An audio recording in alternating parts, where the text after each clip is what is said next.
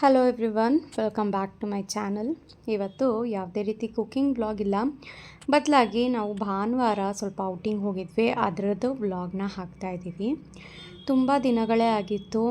ಹಿತೇಶ್ ಕೂಡ ಎಲ್ಲೂ ಹೋಗಲೇ ಇಲ್ಲ ಈ ಸಲ ಅಂತ ಹೇಳ್ತಾ ಇದ್ದ. ಸೊ ಹಾಗಾಗಿ ಪ್ರದೀಪ್ ಒಂದು ಟಿಕೆಟ್ ಬುಕ್ ಮಾಡಿದರು. ಇದರಲ್ಲಿ ನಾವು ಅಂದ್ಕೊಂಡು ರೆಸಾರ್ಟ್ಗೆಲ್ಲರೂ ಹೋಗೋಣ, ಚಿಕ್ಕಮಂಗ್ಳೂರು ಅಥವಾ ಆ ಕಡೆ ಅಂತ. ಬಟ್ ಬೇಡ, ಲಾಸ್ಟ್ ಟೈಮು ಎಲ್ಲ ಹೋಗಿ ಬಂದಿದ್ದೀವಿ, ಮತ್ತು ಅದೇ ಥರ ಆದರೆ ಎಂಜಾಯ್ ಮಾಡೋಕ್ಕಾಗಲ್ಲ, ಬರೀ ಸ್ವಿಮ್ಮಿಂಗ್ ಪೂಲ್ ಒಂದೇ ಇರುತ್ತೆ ಅಂತ ಅಂದ್ಬಿಟ್ಟು ಬ್ಯಾಂಗ್ಳೂರು ಬಿಡದಿ ರಾಮನಗರದಲ್ಲಿ ಜಾಲಿವುಡ್ಸ್ ಅಂತ ಇದೆಯಲ್ಲ, ಅದಕ್ಕೆ ಪ್ರದೀಪ್ ಟಿಕೆಟ್ ಬುಕ್ ಮಾಡಿದರು. ಸೊ ಹಾಗಾಗಿ ಭಾನುವಾರ ಬೆಳಗ್ಗೆನೇ ಅರೌಂಡ್ 6 o'clock ಹಾಗೇ ಹಾಸನ ಬಿಟ್ವಿ. ಬಟ್ ಇನ್ನೂ ಒಂದು 3/4 ಗಂಟೆ ಓಪನ್ ಇತ್ತು ಅನ್ನೋ ಹಾಗೇ ರೀಚ್ ಆಗಿಬಿಟ್ವಿ. ಒಂದು ಅರ್ಧ 3/4 ಗಂಟೆ ಹಾಗೇ ಅಲ್ಲೇ ಸುತ್ತಾಡ್ತಾ ಇದ್ವಿ, ಒಳಗಡೆ ಇನ್ನೂ ಎಂಟ್ರಿ ಆಗಿರಲಿಲ್ಲ. ಸೊ ಕಾರ್ ಪಾರ್ಕಿಂಗ್ ಮಾಡಿ ಇಲ್ಲೇ ವೆಯ್ಟ್ ಮಾಡ್ತಾಯಿದ್ವಿ. ಇಲ್ಲಿ ನೋಡ್ಬೋದು ನೀವು, ಬೆಳಗ್ಗೆ ಏನೊಂದು ಅಲ್ಲಲ್ಲಿ ಒಂದು 10 ಕಾರ್ ಇತ್ತು ಅಂತ ಅನಿಸುತ್ತೆ, ನಮ್ಮದೂ ಸೇರಿ ಅಷ್ಟೇ. ಇನ್ನೂ ಬೇಗನೆ ಬಂದಿದ್ವಿ ನಾವು, ಅರೌಂಡ್ 7 o'clock ಹಾಗೆ ಬಿಟ್ಟಿದ್ದಿದ್ರು ಆಗ್ತಾಯಿತ್ತು. ಬಟ್ ಬೇಗನೆ ರೀಚ್ ಆಗಿಬಿಟ್ವಿ. ಬಟ್ ಇನ್ನೇನು ಇಲ್ಲಿ ಬಂದು ಎಕ್ಸ್ಪ್ಲೋರ್ ಮಾಡೋಣ ಅಂತ ಅಂದ್ಕೊಂಡು ಇಲ್ಲೇ ವೆಯ್ಟ್ ಮಾಡ್ತಾಯಿದ್ವಿ. ಇನ್ನೊಂದು 10-15 ಮಿನಿಟ್ಸ್ ಇತ್ತು.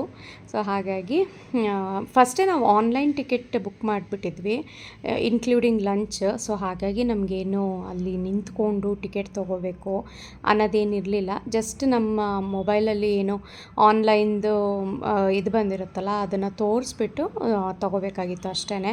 ಸೊ ಆನ್ಲೈನ್ ಬುಕ್ಕಿಂಗ್ ಕೌಂಟರ್ ಬೇರೆ ಇದೆ, ಆಫ್ಲೈನ್ ಬುಕ್ಕಿಂಗ್ ಕೌಂಟರ್ ಬೇರೆ ಇದೆ. ಇಲ್ಲಿ ನೋಡ್ತಾ ಇರ್ಬೋದು, ಆನ್ಲೈನಲ್ಲಿ ನೀವು ಬುಕ್ ಮಾಡ್ಕೊಂಡಿದ್ರೆ ಬೇಗನೆ ನಿಮಗೆ ಎಂಟ್ರಿ ಆಗಿಬಿಡುತ್ತೆ. ಬಟ್ ಆಫ್ಲೈನಲ್ಲಿ ನೀವು ನಿಂತ್ಕೊಂಡು ಟಿಕೆಟ್ ತೊಗೋಬೇಕು ಅಂತ ಅಂದರೆ ಅದಕ್ಕೂ ಒಂದು ಅರ್ಧ ಗಂಟೆ ನೀವಲ್ಲಿ ವೆಯ್ಟ್ ಮಾಡಬೇಕಾಗತ್ತೆ. ಸೊ ಹಾಗಾಗಿ ಆ ಗೋಜೆ ಬೇಡ ಅಂತ ಅಂದ್ಬಿಟ್ಟು ನಾವು ಆನ್ಲೈನಲ್ಲೇ ಟಿಕೆಟ್ ಎಲ್ಲ ಬುಕ್ ಮಾಡಿ ಎಂಟ್ರಿ ಆದ್ವಿ. ಕರೆಕ್ಟಾಗಿ ಒಂದು 10:45 ಹಾಗೆ ಎಂಟರ್ ಕೊಡ್ತಾರೆ ಅಷ್ಟೇ. ಅಲ್ಲೂ ಅಷ್ಟೇ ವೆಲ್ಕಮ್ ಡ್ಯಾನ್ಸ್ ಎಲ್ಲ ಇರುತ್ತೆ, ಅದಕ್ಕಿಂತ ಮುಂಚೆನೇ ಎಂಟ್ರಿ ಕೊಡಲ್ಲ ಒಳಗಡೆಗೆ. ಸೊ ಒಂಥರ ಸಿನಿಮ್ಯಾಟಿಕ್ ವ್ಯೂ ಥರ ಇತ್ತು, ತುಂಬಾ ಚೆನ್ನಾಗಿತ್ತು. ಎಂಟ್ರ್ ಆಗ್ತಾ ಇದ್ದ ಹಾಗೇ ಎಲ್ಲ ಸಿನಿಮ್ಯಾಟಿಕ್ ಏನು ಫೋಟೋಗ್ರಫಿಗೆಲ್ಲ ಇದೊಂಥರ ಚೆನ್ನಾಗಿರುತ್ತೆ ಅಂತ ಅಂದ್ಬಿಟ್ಟು ಈ ರೀತಿ ಮಾಡಿದ್ದಾರೆ.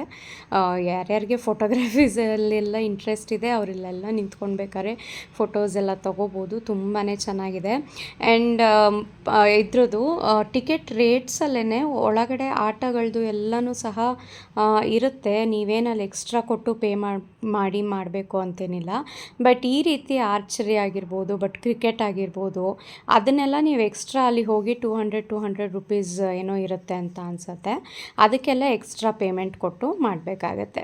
ಸೊ ನಾವು ಬೇಗನೆ ಎಂಟ್ರಿ ಆಗಿದ್ವಿ ಅಲ್ವಾ, ಒಂದು ಸ್ವಲ್ಪ ನಮಗೇನು ಎಲ್ಲ ಕಡೆನೂ ರಶ್ ಆ ಥರ ಅನ್ನಿಸ್ಲೇ ಇಲ್ಲ.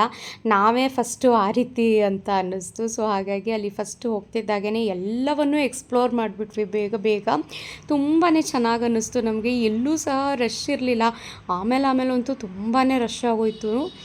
ಸೊ ಎಲ್ಲೂ ಸಹ ವೆಯ್ಟ್ ಮಾಡಬೇಕು ಅಂತೇನಿರಲಿಲ್ಲ, ಕ್ಯೂನಲ್ಲಿ ನಿಲ್ಲಬೇಕು ಅಂತೇನಿರಲಿಲ್ಲ. ಸೊ ಈಸಿಯಾಗಿ ನಮಗೆಲ್ಲ ಕಡೆ ಜಾಗನೂ ಸಹ ಸಿಕ್ಬಿಡ್ತು. ಆ್ಯಂಡ್ ಕ್ಯೂನಲ್ಲೂ ನಿಂತ್ಕೊಳ್ಳಿಲ್ವಲ್ಲ, ಒಂಥರ ಖುಷಿ ಆಯಿತು. ಆ್ಯಂಡ್ ನೆಕ್ಸ್ಟ್ ವಾಟರ್ ಗೇಮ್ಸ್ನ ಆಡೋದಕ್ಕೆ ನಮಗೆ ತುಂಬ ಟೈಮ್ ಸಿಕ್ತು.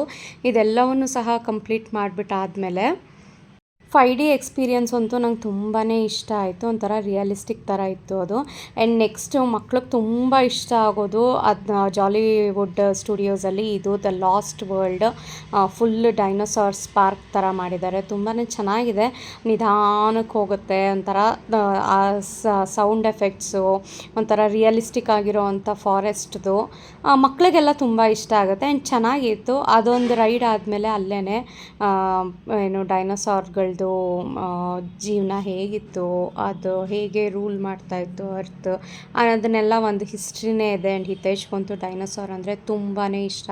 ಅವನು ಟಾಯ್ಸ್ ನಮ್ಮ ಮನೆಯಲ್ಲಿ ಈಗಲೂ ಇದೆ, ಎಲ್ಲ ವೆರೈಟೀಸ್ ಆಫ್ ಡೈನೋಸಾರ್. ಅದು ಹೆಸರು ನಾವು ಒಂದು ಡೈನೋಸಾರ್ ಅಂತ ಹೇಳ್ತೀವಿ, ಬಟ್ ಅದರಲ್ಲಿ ಸುಮಾರು ವೆರೈಟಿ ಇದೆ.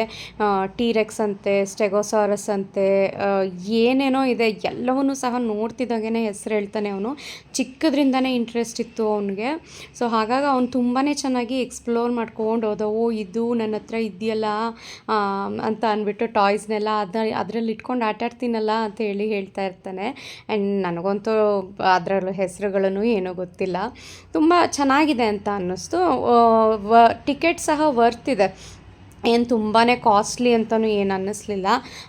ನಾರ್ಮಲ್ GRS, ವಂಡರ್ಲಾ ಸ್ವಲ್ಪ ಹೈಪ್ ಇದೆ ಅವೆಲ್ಲ. ಸೊ ಹಾಗಾಗಿ ಅದಕ್ಕಿಂತ ಬೆಟರ್ ಅಂತ ಅನ್ನಿಸ್ತು ನನಗೆ. ಇದು ಒನ್ ಡೇ ಸ್ಪೆಂಡ್ ಮಾಡಿ ಬರ್ಬೋದು ಆರಾಮಾಗಿ ನಮ್ಮ ಬ್ಯುಸಿ ಶೆಡ್ಯೂಲ್ನ ಏನು ಅದರಿಂದ ಸ್ವಲ್ಪ ಹೊರಗೆ ಬರಲಿಕ್ಕೆ. ಆ್ಯಂಡ್ ನೆಕ್ಸ್ಟು ಟೈಟಾನಿಕ್ ಎಕ್ಸ್ಪೀರಿಯನ್ಸ್ ಅಂತ ಇದೆ. ಟೈಟಾನಿಕ್ ಏನಿದೆ ಅದು ಶಿಪ್ ಕ್ರೂಸು, ಅದರೊಳಗಡೆ ಎಕ್ಸಾಕ್ಟ್ ಹೇಗಿದೆ ಅದೇ ರೀತಿನಲ್ಲೇ ಮಾಡಿದ್ದಾರೆ. ತುಂಬಾ ಚೆನ್ನಾಗಿತ್ತು. ಸೊ ನೋಡಿ ಇಲ್ಲಿ ಅದೇ ಥರ ಈ ಫಸ್ಟ್ ಕ್ಲಾಸ್ ಟಿಕೆಟ್ಸ್ ರೂಮ್ಸ್ ಯಾವ ರೀತಿ ಇದೆ, ಅದಕ್ಕೆ ಎಷ್ಟು ಆಗಿನ ಕಾಲದಲ್ಲಿ ಎಷ್ಟು ಅದಕ್ಕೆ ಟಿಕೆಟ್ಸ್ಗೆ ರೇಟ್ ಆಗ್ತಾಯಿತ್ತು ಅದೆಲ್ಲ ಅಲ್ಲಿ ಡಿಸ್ಪ್ಲೇ ಮಾಡಿದ್ದಾರೆ. ಆವಾಗಿನ ಕಾಲದಲ್ಲೇ ನೋಡಿ $2,500 ಫಸ್ಟ್ ಕ್ಲಾಸ್ ಟಿಕೆಟ್ಗೆ ಅಂತ ಅಂದರೆ ಅಷ್ಟೇ ಕೊಡೋದು ಅಲ್ಲಿ. ಆ್ಯಂಡ್ ಇದು ಸೆಕೆಂಡ್ ಕ್ಲಾಸ್ ಟಿಕೆಟ್ಸ್ ರೂಮ್ಸು ತುಂಬಾ ಒಂಥರ ಏನು ರಿಯಲಿಸ್ಟಿಕ್ ಅಂತಲೇ ಅನ್ನಿಸ್ತಾ ಇತ್ತು ಅಲ್ಲಿಗೆ ಹೋದಾಗ. ಆ್ಯಂಡ್ ಅಷ್ಟೇ ಅಲ್ಲ, ಇದೆಲ್ಲ ಮುಗ್ದಾದ್ಮೇಲೆ ಟೈಟಾನಿಕಲ್ಲಿ ನಮಗೆ ಏನು ಸಿಂಕಿಂಗ್ ಎಕ್ಸ್ಪೀರಿಯನ್ಸ್ ಸಹ ಮಾಡಿಸ್ತಾರೆ. ಅದನ್ನು ಸಹ ಚೆನ್ನಾಗಿದೆ. ಒಂಥರ ಎಲ್ಲೋ ಬೋಟೆಲ್ಲ ಅಲ್ಲಾಡಿ ಬಿದ್ದೋಗ್ತಾ ಇದ್ದೀವೇನೋ ಅನ್ನೋ ರೀತಿಯಲ್ಲಿ ಆಗುತ್ತೆ. ಅದನ್ನು ಸಹ ಚೆನ್ನಾಗಿತ್ತು. ಆ್ಯಂಡ್ ಒಂಥರ ಎಕ್ಸ್ಪೀರಿಯನ್ಸ್ ಚೆನ್ನಾಗಿದೆ. ಸೊ ನೋಡಿ ಇಲ್ಲಿ ಇದು ಸಿಂಕಿಂಗ್ ಎಕ್ಸ್ಪೀರಿಯನ್ಸ್ ಕೊಡ್ತಾರೆ ಇಲ್ಲಿ. ಆ್ಯಂಡ್ ಇದರಲ್ಲೆಲ್ಲ ಏನಂದರೆ ಪ್ರೆಗ್ನೆಂಟ್ ಲೇಡೀಸ್ ಆಗಿರ್ಬೋದು, BP ಆ ಥರ ಏನು ತುಂಬಾ ಸೌಂಡ್ ಎಫೆಕ್ಟ್ಸು ಅದೆಲ್ಲ ಇದ್ದವ್ರಿಗೆ ಸ್ವಲ್ಪ ಅವಾಯ್ಡ್ ಮಾಡಿ ಅಂತ ಹೇಳ್ತಾರೆ. ನಮಗೆಲ್ಲ ತುಂಬಾ ಇಷ್ಟ ಆಯಿತು. ಅದು ತುಂಬ ಬಿಸಿಲಿತ್ತು. ಸೊ ಹಾಗೆಯೇ ಐಸ್ ಕ್ರೀಮು ಜ್ಯೂಸು ಎಲ್ಲ ಕುಟ್ಕೊಂಡು ಇನ್ನು ಏನೇನಿದೆ ಎಕ್ಸ್ಪ್ಲೋರ್ ಮಾಡೋಕ್ಕೆ ಅಂತ ಹೇಳಿ ನೋಡ್ತಾ ಇದ್ವಿ. ಏನೋ ಗ್ಲೋ ವರ್ಲ್ಡ್ ಅಂತ ಇತ್ತು. ಸುಮ್ಮನೆ ಒಂಥರ ರೇಡಿಯಮ್ ಥರ ಇತ್ತು ಅಷ್ಟೇ. ಅಲ್ಲಿ ಒಳಗಡೆ ಹೋಗಿ ಬಂದ್ವಿ. ಆ್ಯಂಡ್ ಅದೆಲ್ಲ ಕಂಪ್ಲೀಟ್ ಆಗ್ತಿದ್ದ ಹಾಗೆಯೇ ಇಲ್ಲಿ ಆಟಗಳದ್ದು ಇದೆಲ್ಲ ಗೇಮ್ಸ್ದೆಲ್ಲ ಇತ್ತು. ಇಲ್ಲೆಲ್ಲನೂ ಸಹ ಫ್ರೀನೇ ಇತ್ತು. ಅಂದರೆ ಟಿಕೆಟ್ ಏನು ಎಕ್ಸ್ಟ್ರಾ ಪೇ ಮಾಡಿ ಹೋಗಬೇಕು ಅಂತೇನಿರಲಿಲ್ಲ. ಇದಕ್ಕೆ ನನಗೆ ಹೋಗಬೇಕು ಅಂತ ಆಸೆ ಇತ್ತು. ಏನೋ ತಗಾಡ, ಮಿನಿ ತಗಾಡ ಅಂತನೋ ಏನೋ ಇದು ಹೆಸರಿದೆ ಇದಕ್ಕೆ. ಬಟ್ ನಾನು ಒಬ್ಬಳೇ ಹೋಗಬೇಕು ಅಂತ ಅಂದ್ಬಿಟ್ಟು ಇದನ್ನು ಸ್ಕಿಪ್ ಮಾಡಿದ್ವಿ. ಪ್ರದೀಪು ನನಗೆ ಇದಕ್ಕೆ ಬರಲ್ಲ, ಯಾಕೆಂದರೆ ಇವಾಗಿನ್ನೂ ಅಂದರೆ ಒಂದು 6-7 ಮಂತ್ಸ್ ಬ್ಯಾಕ್ ಅವ್ರಿಗೆ ಆಪ್ರೇಷನ್ ಆಗಿದೆ. ಇದು ಕ್ಲಾವಿಕಲ್ ಬೋನ್ ಆಪ್ರೇಷನ್ ಆಗಿದೆ ಅಲ್ವಾ. ಅವ್ರಿಗೆ ಸ್ಕ್ರೂಸ್ ಮತ್ತು ರಾಡ್ಸ್ ಎಲ್ಲ ಕ್ಲಾವಿಕಲ್ ಇದಕ್ಕೆ ಹಾಕಿದ್ದಾರೆ. ಹಾಗಾಗಿ ಅದು ತುಂಬ ಶೇಕ್ ಆಗುತ್ತೆ, ನನಗಾಗಲ್ಲ ಅಂತ ಅಂದ್ರೆ. ಸೊ ಹಾಗಾಗ್ಬಿಟ್ಟು ಇನ್ನು ಒಬ್ಬಳೇ ಏನಕ್ಕೆ ಹೋಗೋದು, ನಾನು ಹೋಗಲ್ಲ ಬಿಡಿ, ಏನಾಗಲ್ಲ ಅಂತ ಅಂದ್ಬಿಟ್ಟು ಅದನ್ನು ಸ್ಕಿಪ್ ಮಾಡಿದ್ದಾಯಿತು. ಇನ್ನೊಂದು ರೌಂಡ್ದು ದೊಡ್ಡದಿತ್ತಲ್ಲ, ಅದಕ್ಕೂ ಪ್ರದೀಪ್ ಬರಲಿಲ್ಲ. ಅದನ್ನು ನನಗಾಗಲ್ಲ ಅಂತ ಅದಕ್ಕೆ ಒಬ್ಬಳೇ ಹೋದೆ ನಾನು. ನೆಕ್ಸ್ಟ್ ಇಲ್ಲಿ ಕಾರ್ ಡ್ಯಾಶಿಂಗ್ ನನಗೇನು ಸ್ವಲ್ಪ ಬೋರಿಂಗ್ ಅಂತ ಅನ್ನಿಸ್ತು. ಪ್ರದೀಪ್ ಮತ್ತು ಹಿತೈಷು ಹೋಗಿ ಗೇಮ್ಸ್ ಎಲ್ಲ ಆಡ್ಬಿಟ್ಟು ಬಂದರು. ಅಷ್ಟರಲ್ಲಿ ತುಂಬ ಅಂದರೆ ತುಂಬ ಬಿಸಿಲು. ನಂಗೆ ಎಲ್ಲಿ ನೆರಳು ಸಿಗುತ್ತೆ ಅಲ್ಲಿ ಕೂತ್ಕೊಳ್ಳೋಣ ಅಂತ ಅನ್ನಿಸ್ತಾ ಇತ್ತು. ಸೊ ಅದು ಏನು ಹಾರ್ಸ್ ರೈಡಿಂಗಿಗೆ ಪ್ರದೀಪ್ ಮತ್ತು ಹಿತೈಷ್ ಹೋದರು. ನೆಕ್ಸ್ಟ್ ಇಲ್ಲಿ ನಾನು ಮತ್ತು ಹಿತೈಷ್. ಇದೊಂಥರ ನಂಗೆ ತುಂಬ ಮೇಲೆ ಹೋಗೋದು, ತುಂಬ ರೌಂಡ್ ಜಾಸ್ತಿ ತಿರುಗಿಸೋದು ಅದೆಲ್ಲ ಸ್ವಲ್ಪ ಕಣ್ಮುಚ್ಕೊಂಡು ಕೂತ್ಕೊಬಿಡ್ತೀನಿ, ಇಲ್ಲ ತುಂಬ ಜೋರಾಗಿ ಕಿರ್ಚಿಬಿಡ್ತೀನಿ. ಇದೂ ಸಹ ತುಂಬ ಭಯನೇ ಆಗ್ತಾಯಿತ್ತು ಮೇಲೆ ಹೋದಾಗ. ಬಟ್ ಓಕೆ, ತುಂಬ ಏನು ಸ್ಪೀಡಾಗಿ ಹೋಗಲಿಲ್ವಲ್ಲ ಅಂತ ಅಂದ್ಬಿಟ್ಟು ಓಕೆ. ಅದು ಮಧ್ಯ ಅಲ್ಲಿ ಒಂಥರ ಸ್ಟೇರಿಂಗ್ ಥರ ಇದೆಯಲ್ಲ, ಅದನ್ನು ರೌಂಡ್ ಮಾಡಿದ್ರೆ ಫುಲ್ಲು ತಿರುಗುತ್ತೆ. ಅದನ್ನು ರೌಂಡ್ ಮಾಡ್ತಾ ಇದ್ದ ಪಾಪ ಅದನ್ನು ಮಾಡೋಕ್ಕೂ ಬಿಡಲಿಲ್ಲ. ನಾನು ಫುಲ್ ತಿರುಗಿ ನನಗೆ ಭಯ ಆಗುತ್ತೆ ಅಂತ ಅಂದ್ಬಿಟ್ಟು. ಇನ್ನಲ್ಲಿ ಸ್ಕೈ ರಾಕಿಂಗ್ ಮತ್ತು ಸೈಕ್ಲಿಂಗ್ ಎಲ್ಲ ಇತ್ತು. ಅದನ್ನು ನಾನು ಹೋಗಲಿಲ್ಲ, ತುಂಬ ಬಿಸಿಲಿತ್ತು ಅಂತ. ಪ್ರದೀಪ್ ಅದನ್ನೆಲ್ಲನೂ ಎಕ್ಸ್ಪೀರಿಯನ್ಸ್ ಮಾಡಿದ್ರು. ಏಕೆಂದರೆ ಟಿಕೆಟಿಗೆ ಎಲ್ಲನೂ ಸಹ ಕೊಟ್ಟಿರ್ತೀವಿ ಅಲ್ವಾ, ಎಲ್ಲನೂ ಸಹ ಎಕ್ಸ್ಪೀರಿಯನ್ಸ್ ಮಾಡಬೇಕು. ಆ್ಯಂಡ್ ನಾವು ತಗೊಂಡಿದ್ದಂಥ ಟಿಕೆಟಲ್ಲಿ ಬಫೆ ಸಹ ಇನ್ಕ್ಲೂಡ್ ಇತ್ತು. ಬೇಡ ನಮಗೆ ಬಫೆ ಬೇಡ ಅಂತ ಅಂದರೆ ಬೇರೆ ಕಡೆ ಇರುತ್ತೆ, ಅವ್ರಿಗೆ ಪೇ ಮಾಡಿ ನೀವು ಲಂಚ್ ಮಾಡೋ ರೀತಿಯಲ್ಲಿ ಅಲ್ಲೂ ಸಹ ಇರುತ್ತೆ. ಸೊ ಆ ಡ್ರೈ ಗೇಮ್ಸ್ ಎಲ್ಲ ಮುಗಿಸಿ ಬಂದು ನಾವು ಲಂಚ್ ಮುಗಿಸ್ಕೊಂಡು ಆನಂತರ ನೀರಿಗೆ ಬಿದ್ದವರೇ ಎದ್ದಿದ್ದು 4:30-5 ಗಂಟೆ ಹಾಗೆ. ಒಂಥರ ಚೆನ್ನಾಗಿ ಅನಿಸುತ್ತೆ ಈ ಬ್ಯುಸಿ ಶೆಡ್ಯೂಲ್ನಲ್ಲಿ ಈ ರೀತಿ ಎಲ್ಲ ಹೋಗಿ. ತುಂಬಾ ಸಹ ಕ್ರೌಡ್ ಅಂತ ಅನ್ನಿಸ್ಲಿಲ್ಲ ನಮಗೆ. ಬೇಗ ಆಗೋಯ್ತು ನಮಗೆಲ್ಲನೂ ಸಹ. ಬೇಗ ಹೋಗಿ ಬೇಗ ಮುಗಿಸ್ಕೊಂಡು ಬಂದುಬಿಟ್ವಿ.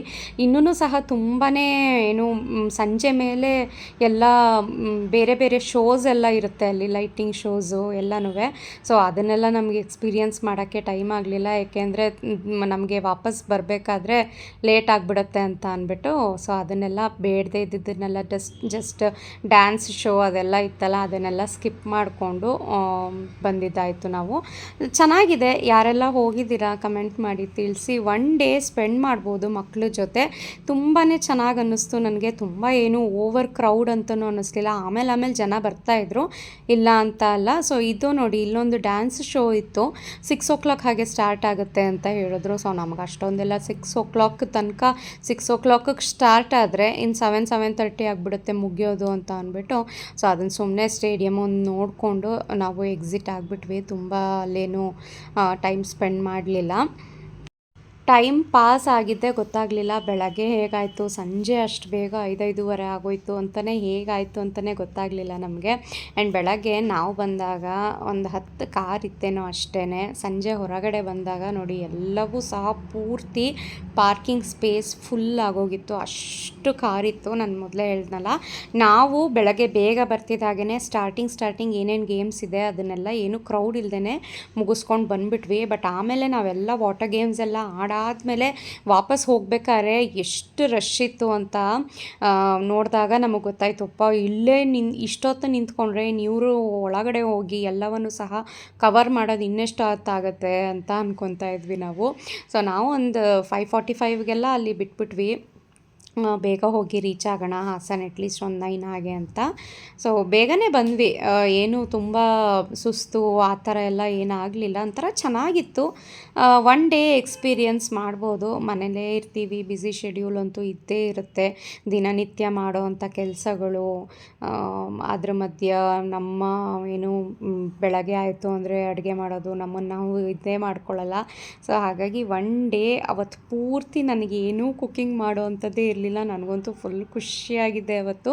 ಆ್ಯಂಡ್ ಈ ರೀತಿ ಒಂದು ಔಟಿಂಗ್ ಹೋಗ್ಬಿಟ್ಟು ಬಂದುಬಿಟ್ರೆ ಏನು ಗೊತ್ತಾ, ಒಂದು 5-6 ಮಂತ್ಸ್ ಅದೇ ನೆನಪಲ್ಲಿರ್ತೀವಿ, ಅದೇ ಗುಂಗಲ್ಲಿರ್ತೀವಿ. ಮತ್ತೆ ಇನ್ನೆಲ್ಲಾದರೂ ಹೋಗಬೇಕು ಅಂತಲೇ ಅನಿಸಲ್ಲ. ಆ್ಯಂಡ್ ಆಮೇಲೆ 5-6 ಮಂತ್ಸ್ ಆದಮೇಲೆ ಅಯ್ಯೋ ಬೇಜಾರಾಗ್ತಾಯಿದೆ, ಮನೆ ಕೆಲಸ ಇದ್ದಿದ್ದೆ ಅನ್ನೋ ಮೂಡ್ ಸ್ಟಾರ್ಟ್ ಆಗುತ್ತೆ ನೋಡಿ. ಆವಾಗ ಮತ್ತೆ ಈ ರೀತಿ ಯಾವತ್ತಾದರೂ ಒಂದಿನ ಔಟಿಂಗ್ ಹೋಗ್ಬಿಟ್ಟು ಬರಬೇಕು, ಆವಾಗ ಚೆನ್ನಾಗಿ ಅನಿಸುತ್ತೆ. ಆನ್ ದ ವೇ ಹಾಸನ ಬರ್ತಾ ಇರ್ಬೇಕಾದ್ರೆ ಎಂಪೈರ್ ಹೋಟೆಲ್ನಲ್ಲಿ ಊಟ ಮಾಡಿ ಬಂದಿದ್ದಾಯಿತು. ಎಂಪೈರ್ ಹೋಟೆಲು ನಾನ್ ವೆಜ್ಜಿಗೆ ಫೇಮಸ್ಸು. ಬಟ್ ನಾನು ವೆಜಿಟೇರಿಯನ್ ಆಗಿರೋದ್ರಿಂದ ಅಲ್ಲಿ ಗೀ ರೈಸ್ಗೆ ಒಂದು ಸ್ವಲ್ಪ ಫ್ಯಾನ್ ಬೇಸ್ ಜಾಸ್ತಿನೇ ಇದೆ. ಗೀ ರೈಸ್ ಮತ್ತು ಪನ್ನೀರ್ ಬಟರ್ ಮಸಾಲ ತೊಗೊಂಡೆ. ಆ್ಯಂಡ್ ಗೀ ರೈಸ್ ನೋಡ್ತಾ ಇರ್ಬೋದು ನೀವು, ನಾರ್ಮಲ್ ವೈಟ್ ರೈಸ್ ಥರ ಅನಿಸುತ್ತೆ. ಬಟ್ ಒಂದು ತುತ್ತು ತಿಂದರೆ ಅದರಲ್ಲಿ ಏನೇನು ಫ್ಲೇವರ್ಸ್ ಇದೆ ಅಂತ ಗೊತ್ತೇ ಆಗೋಲ್ಲ, ಅಷ್ಟು ಸಕ್ಕತ್ತಾಗಿರುತ್ತೆ ಮಾತ್ರ. ಸೊ ಊಟ ಎಲ್ಲ ಮುಗಿಸ್ಕೊಂಡು ಮನೆಗೆ ರೀಚ್ ಆಗೋ ಅಷ್ಟರಲ್ಲಿ ಆಲ್ಮೋಸ್ಟ್ 9:15-9:30 ಆಗಿತ್ತು. ಸೊ ಇದಾಗಿತ್ತು ನಮ್ಮ ಸಂಡೇ ವ್ಲಾಗ್ ವಿಡಿಯೋ. ಸೊ ಮತ್ತೆ ಸಿಗ್ತೀನಿ ನೆಕ್ಸ್ಟ್ ಕುಕ್ಕಿಂಗ್ ವ್ಲಾಗಲ್ಲಿ.